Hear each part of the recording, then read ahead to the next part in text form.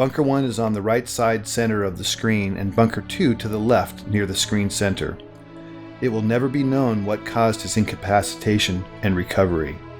Of the 2 rounds that originally wounded him, at least one was mortal, and at this time he is experiencing severe blood loss and shock. Despite that, he begins his one-man stand against 24 enemy combatants.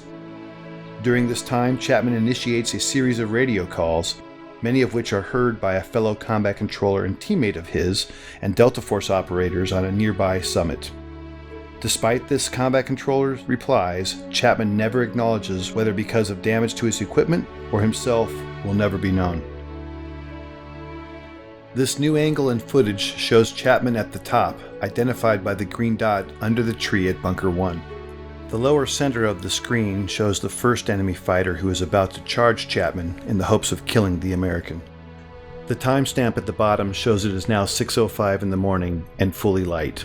He's been fighting alone now for 40 plus minutes and has received more gunshot and shrapnel wounds as a result of the fierce combat.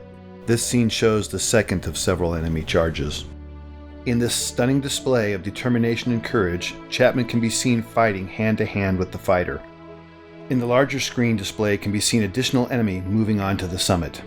But right now, John Chapman is fighting for his life. 6 minutes later, in this new shot, Chapman can hear another helicopter approaching the summit. He is in the bottom center of the screen underneath the tree and can be seen in the magnified inset box as he begins his desperate final stand to save the lives of the 18 men on the helicopter. The red dots are enemy fighters. John begins engaging the enemy in multiple directions and is rapidly approaching the last of his ammunition. The helicopter contains a quick reaction force comprised of Rangers, pararescuemen, and another combat controller. It is now 6:13 and the helicopter is short final.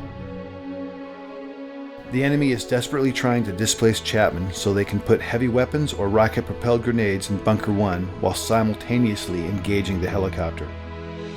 With the choice to save his life or the lives of his unknown comrades, Chapman makes the decision to climb out of the bunker and begin firing in multiple directions as can be seen in the inset. Suffering from as many as a dozen wounds, Chapman is in fact already in the process of dying. As he fights, the helicopter is struck by a rocket-propelled grenade and makes a remarkable controlled crash just below Chapman and the summit. Chapman, now off-screen, continues to cover his comrades as they pour out of the stricken helicopter. Some of them are fatally shot as they exit. These images, with Chapman fighting the enemy at close quarter, are the last to show him alive and in this heroic act, thus qualifying for his second Medal of Honor. Ultimately, Chapman would expend all but the last few rounds of his ammunition, until, finally, after 16 bullet and shrapnel wounds, Chapman succumbs when he is shot through the heart.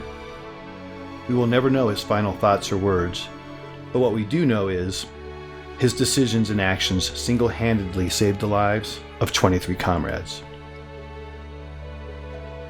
For more information about John Chapman's amazing story and the details about this mission, visit danschillingbooks.com or your favorite book retailer to obtain a copy of The Chronicle of His Life, Alone at Dawn.